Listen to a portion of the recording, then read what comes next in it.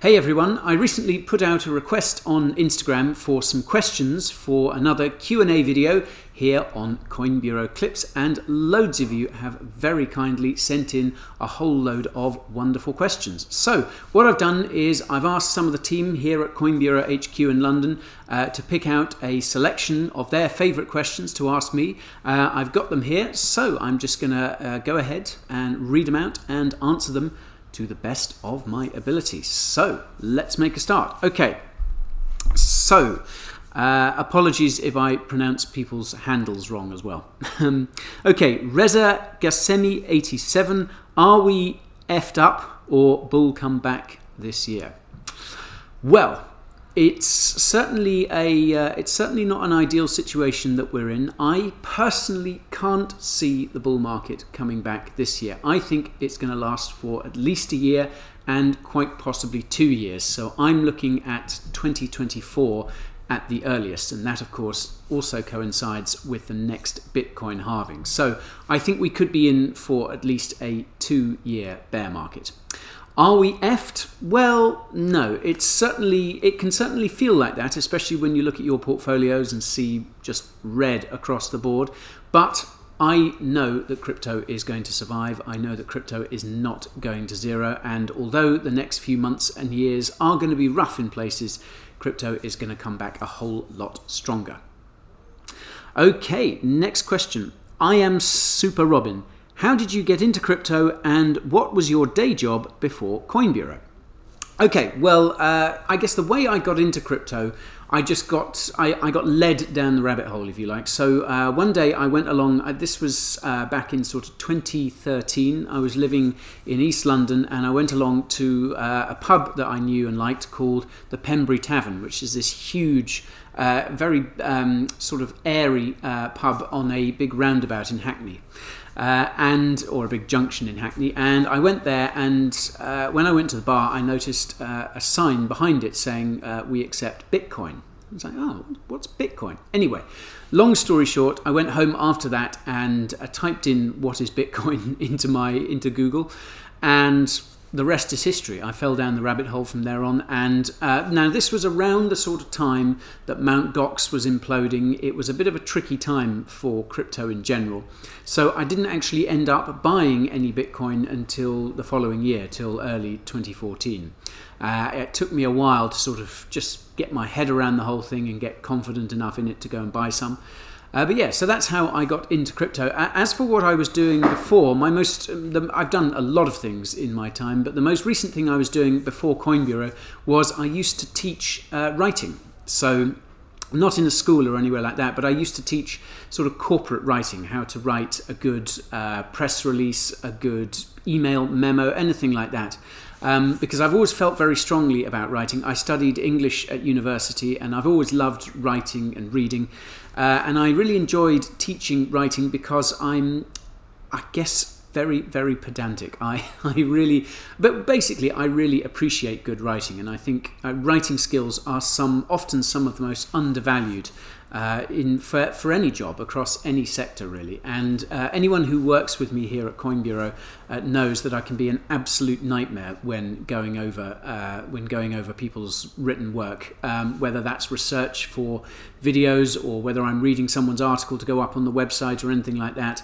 I can get really, really picky about what goes in and what has to come out. I sort of have a bit of a kind of editor role here as well, sort of unofficially, which doesn't make me an awful lot of friends. Anyhow, okay, Rob Threepwood, what was the most hard to take moment since you began investing? Ooh, that is a very good question. The most hard to take moment. Wow, I don't know. That's a tough one. I'm going to have to think about that a bit. I guess hard to take. I mean, there have been some a lot of realizing that I sold too early. I have in general hodled most of my most of my crypto. I don't tend to sell all that often. But yeah, I mean, I did sell some of the Bitcoin I bought in 2014. Now there were plenty of reasons for that. It wasn't that I wasn't capitulating. I sold in order to get some liquidity really, and some of that liquidity went into coinbureau. But I guess, yeah, I suppose there are some hard to take moments thinking if I'd held on, I could have obviously got a lot more for it, or if I'd just held on, I'd have thanked myself further down the line. So I guess those would be some of it. But I'm going to think more about that, Rob, because I think, yeah, there are definitely some other harsh lessons that I've learned, and that anyone investing for any length of time will learn as well. Okay, V4 SKOT. Is Tether the next big collapse? Well, there are certainly concerns around Tether. There have always been concerns around Tether. Concerns around Tether are almost a part of life in crypto. I would say, though, that obviously if Terra has shown us anything, and the UST debacle, there are concerns around stablecoins in general, and no single stablecoin can be deemed 100% safe. So I think that's the first important thing to note. I mean, Tether is definitely a Tether collapse is definitely something that a lot of people worry about, and I've talked a lot about Tether and how it's the fact that it's not been very clear about the assets backing USDT, how that has long been a problem. And a big bank run on USDT, if everyone tried to redeem their USDT for actual dollars at the same time, that could be a disaster for the crypto space. However, recently, in the wake of the Terra collapse, I have been very heartened to see that Tether has dealt with redemptions for USDT about sort of $10 billion the last time I looked. It's dealt with those without any problems, and this has been a good sign for me. This has been a heartening sign. And also what's been heartening is to see people moving into other stable coins, things like USDC, BUSD, plenty of others as well. And I think that's a really important point to note. Stablecoin diversification, of anyone holding stablecoins in their portfolio should consider having them spread across at least 2 different stablecoins, because I know a lot of people who had all their dry powder in UST and lived to rue the day. So there's always going to be a risk that Tether could collapse, and that would be calamitous for the wider crypto market. But I'm a lot more confident about the state of Tether post-UST than I was before. But yeah, I'm obviously still keeping a very close eye on the whole stablecoin market. Okay, Rim Jim Garg. Your views on fan tokens. Ooh, will you be investing in them in the long term? Fan tokens, yeah, I must admit that fan tokens is not something that I've given an awful lot of consideration to recently. I remember talking about them ages ago now, when I last covered, I think it was Chili's, obviously a big fan token platform. Fan tokens, I think, are a really interesting use case for cryptocurrency, and we've obviously seen a huge amount of adoption of them in football. Yes, I think there's definitely a future for them, and I think they can definitely serve a purpose. I know a lot of people, perhaps a lot of no-coiners especially, have said that fan tokens are just another way for football clubs and others to make money off their fans, to exploit them.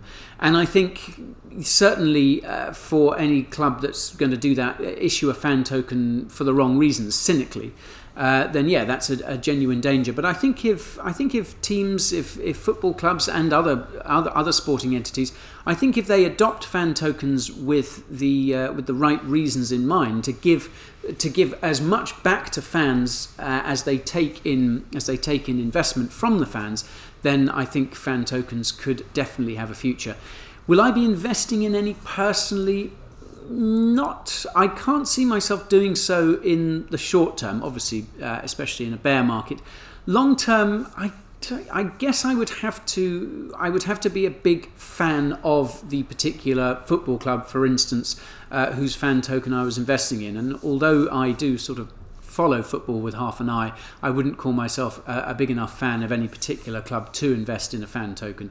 So I can't see myself investing in that niche, but it's certainly one that I think has a lot of potential, and I certainly will be keeping a very close eye on it. Okay. Oh, they didn't get the name for who asked this question, so apologies if this is you. Which blockchains can support NFTs except Ethereum? Okay, well, the answer is quite a few, and that's a kind of growing number. We've seen a lot of, particularly layer ones, add NFT support over the last few months. The ones that initially spring to mind would be Solana. Obviously, Solana has gone big on NFTs recently. We've also got the likes of, well, no mention of Solana is complete without a mention of Near protocols, seeing as they are so similar. So Near is another blockchain with NFT support. Tezos has supported NFTs for a long time. Avalanche as well. There's also the Binance Smart Chain. Now, BSC has a bit of a reputation for hosting some dodgy projects, but nevertheless, it does host NFTs and has done for a while. And the other one that springs to mind is one built on Polkadot, and a project that sponsored our recent coinbureau event in May, and that was Unique Network. So yeah, there are a lot of other blockchains with NFT support. I mean, Ethereum is still the leader in that niche by a long way, but those other ones are catching up as well. Okay, the Chronicles of Mrs. Helton. Oh, the Chronicles of Mr. Shelton. It's either Mr. Shelton or Mrs. Helton. Your prediction for our BTC bottom, please. Ooh.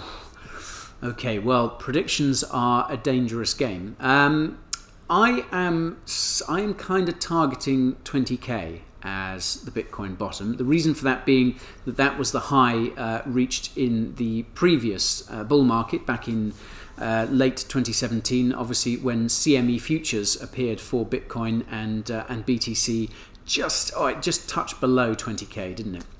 So 20k is kind of the bottom that I'm looking at. Having said that, the global macro situation is so severe that BTC could go lower than that. So I'm not saying that 20k is the absolute definite bottom, but that's certainly the bottom that I'm looking out for. And I would be surprised if it fell below the 20k mark. But hey, we can't be sure. Predictions, like I said, very dangerous game.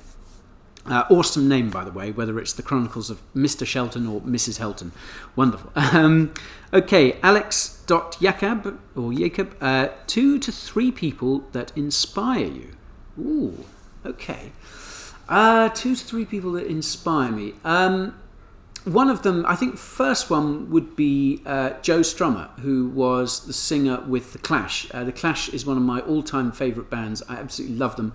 I was born sort of well past their time. But yeah, I absolutely love The Clash, and I really admire Joe Strummer. There's a great documentary about him called The Future is Unwritten, and he sadly died back in 2005, I think it was. He died far too young. He was a really extraordinary guy, and what I really admire about him was that he was very human, but he was just kind of unashamedly himself. Do you know what I mean? I always thought that was great. He was the sort of person I admired a lot. He just did things his way, and I think that's really admirable. And I guess in terms of other people I admire, I really admire anyone who doesn't give up. I love that story about Robert the Bruce, the Scottish rebel leader who came after William Wallace, Braveheart, I think. God, I'm getting into tricky historical territory here. But there's a great story about him being sort of hiding out in a cave and watching a spider sort of try and fail time after time to spin a web, and then eventually succeeding. And apparently that inspired him to sort of carry on the fight. Yeah, that's a bit of a roundabout way of saying I basically admire people who who fail and often keep failing, but keep on trying, don't give up, and then succeed. And I guess a third person I admire, or in general would be, well, Satoshi, I guess, whoever he, she, or they are, because, well, I mean, it's obvious, really. But I think one of the things I most admire about Satoshi is not only what they achieved, but also the fact that, yeah, they seem to be able to walk away from it. I mean, I know there's the theory that Satoshi may be dead. But I just think, yeah, for what they created and for, you know, quite possibly being able to walk away from just untold riches and let their amazing creation go out into the world, I really admire them, whoever they are. Okay, Dominic Mierzejewski, sorry Dominic if I pronounced that wrong, your favourite drink, gin and tonic, whiskey, etc. They're both good. I used to quite enjoy whiskey, but I can't drink it anymore. It gives me a terrible, terrible hangover. And by whiskey I mean Scotch. I never had the taste for bourbon or Irish whiskey or anything like that. It had to be Scotch. Anyway, I can't drink Scotch anymore. So actually, I do very much enjoy a nice crisp gin and tonic or a pint of Guinness if I'm feeling indulgent. Yeah, obviously in alcoholic terms. Okay, Sebastias Marulanda, I hope I pronounced that right. What do you think it will take for people to trust stable coins again after Luna crash? Another very good question. Well, I think in order to trust stablecoins again, people need to be confident that they can redeem them for dollars. And I guess really the only thing that's going to prove that is time. Are we going to be able to hold the likes of USDT, USDC, BUSD, whatever it may be? Are we going to be able to hold them and redeem them? And yeah, only in practice over time can we see that. Now, I do hesitate to say it, but I think regulation as well, because let's face it, stablecoin regulation is coming, especially in the wake of Terra and UST. It was going to be coming anyway at some point, and I think the whole Terra debacle has only accelerated that. I think sensible regulation around stablecoins, regulation that is well thought out, that is drawn up with the input of people in the crypto community, I think that sort of regulation could help us to trust stablecoins more, and yeah, hopefully restore some of the trust that seems to have evaporated with Terra. So yeah, I guess time and well thought out regulations would be the first things that spring to mind there. Okay, Raman Depp with 3 P's at the end. When can we expect Altseason? Crikey. When can we expect Altseason? Not for a while, I think, sadly. Yeah, like I say, I think this bear market could be at least 1 year, possibly 2. So Altseason, I'm not holding my breath. Okay, Sebastian the Birch. How has your personal health changed thanks to being so heavily involved in crypto? Interesting. I haven't really thought about that. How's my personal health changed? Well, a lot of people have pointed out, some people in the comments, some people close to me, a lot of people have pointed out that I have gained a bit of weight recently. So there is that. I mean, yeah, let's face it, I spend a lot of my day in front of my computer at my desk, researching crypto and you know, researching videos and all this sort of stuff. So yeah, I am a lot more sedentary than perhaps I used to be. I guess as well, I mean, I do dream about crypto a lot. This is something I've noticed a lot in the last couple of years. I mean, even when I was first really getting into crypto, I didn't notice that I dreamt about it so much, but nowadays I dream about it a lot. And sometimes it'll be about an individual project. So I'll wake up having had a dream about Bitcoin. Not always bad, not always good. And yeah, sometimes I'll just kind of dream about sort of work in general. Yeah, I mean, I guess in terms of mental health and stuff, one thing that stood me in really good stead, because I, like anyone, I think I still do tend to get quite anxious when prices go down and things are a bit volatile, but not actually nearly as anxious as I used to be. And the reason for that is that I learned a while ago is that when the markets are going against you, when times are tough out there, often the best thing that you can do is just close your laptop and walk away. Don't look at your portfolio; it'll only make you upset. And go and take a walk, get outside, get some fresh air. And ever since I started doing that, I must say my kind of mental health, any anxiety that I experienced around crypto, that has really kind of evaporated, and I highly recommend it, because your health is a lot more important than anything crypto related, folks. So do bear that in mind.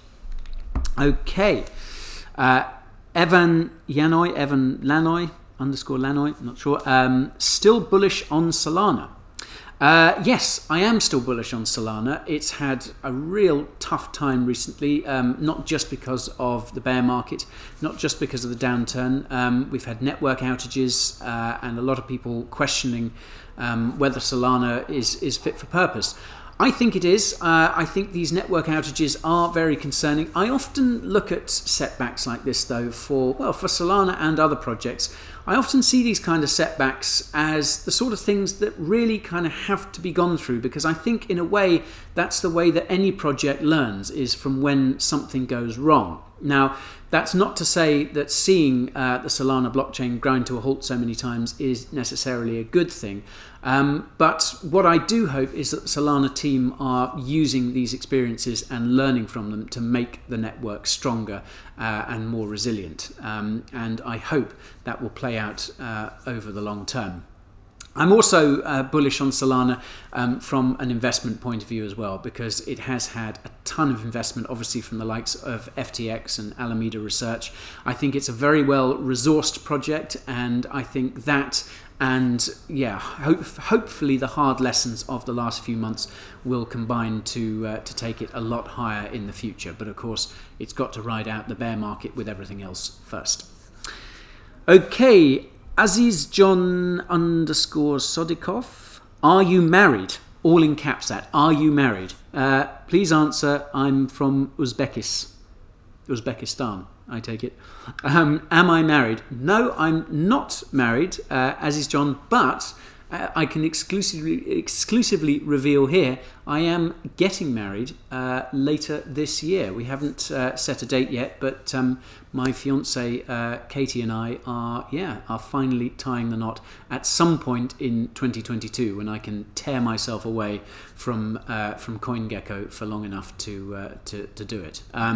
We've been together for a long time, and she's apparently happy to be officially a crypto widow. So watch this space. And of course, I'm married to crypto. That's probably the answer I should have given.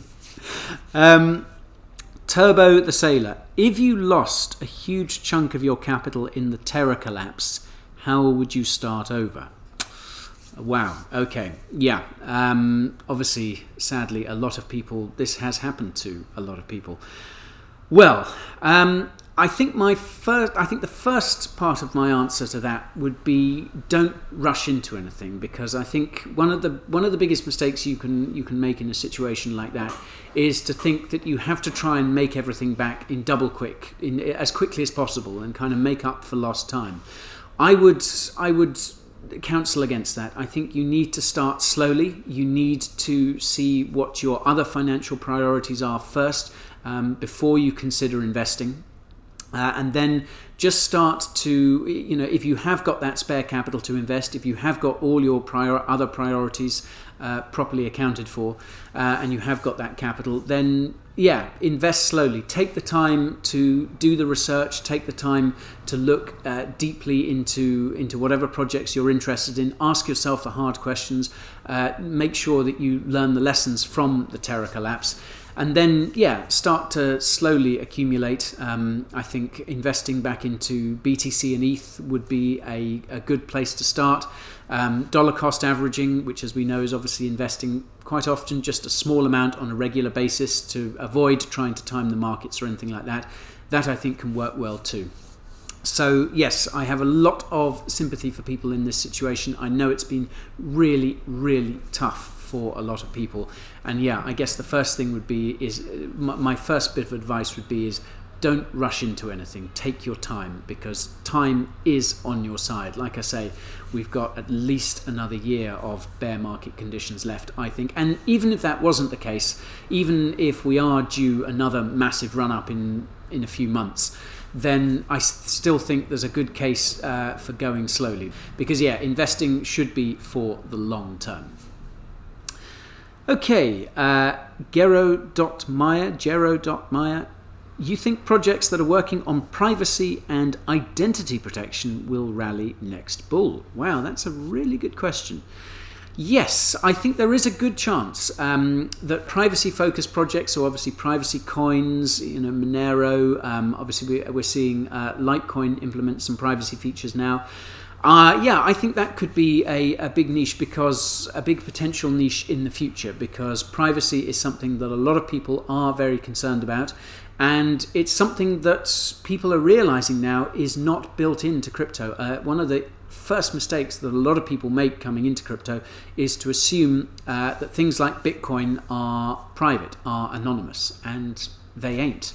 And a lot of people make this mistake. So yes, I think privacy preserving technologies are do have a big future in crypto. And yeah, kind of ditto for identity protection as well. I mean, I know there's a lot of calls for some kind of decentralized digital identity. I don't necessarily think that is a bad thing in the long run if it's done properly.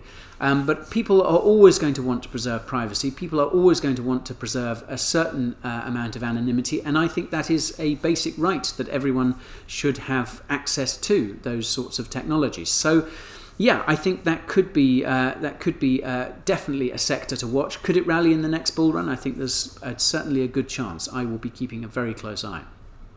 Okay, just a couple more questions. Could a successful ETH merge take us out of this bear market, or at least give us one last run up? That is, oh, we didn't get the name of that person as well. Apologies again. A successful ETH merge. I think we are probably too deep into this bear market now for even a successful merge to take us out of it. I think it would certainly give ETH a bump in price. I think it could lift the market as a whole. But let's not forget that this is a bear market that is born out largely of global macro conditions. It's not really a crypto-specific crash like it very much was back in 2018. So although a successful ETH merge would be good, I think it would be much more of a long-term thing. I think unless we see a dramatic improvement in global macro conditions, then we are stuck with this bear market for a while. Yeah, we could get a bit of a run-up from a successful merge, but I don't think it would be anything massive. Like I say, I think we have to wait for the global picture to improve before we can start talking about getting out of this bear market. Okay, The Hungry Plants asks, which projects do you think will survive this bear market? Well, yeah, it's the $64 billion question, I guess. As I've said before, I think Bitcoin and Ethereum will both survive this. I think there are lots of other very well financed layer ones out there that could survive it. So, I mean, for instance, I've said that I said earlier that I'm bullish on Solana. I'm also bullish on projects like, well, I'm bullish on the likes of Cosmos and Polkadot. I think those are two strong projects that, yeah, with a bit of luck should be able to survive the downturn. I think really it has to be a question of not just investment, not just solid investment from venture capital and the like, but also a question of strong fundamentals. Projects with strong fundamentals, good use cases, have the best chance of surviving the bear market, and also good teams as well. I've said many times that one of the problems crypto has is a shortage of developers, and I think the projects that are well resourced in that regard, and those projects that I've mentioned, they do fall into that category, I believe, and there are plenty of others too. I think those are the projects that have the best chance of surviving the bear market. Anyway, folks, thanks so much for sending those in. Some great questions there. I'm sorry I couldn't answer more of them, but I really enjoy doing these, so keep those questions coming in, and I'll do another one in a couple of weeks' time. So take care out there.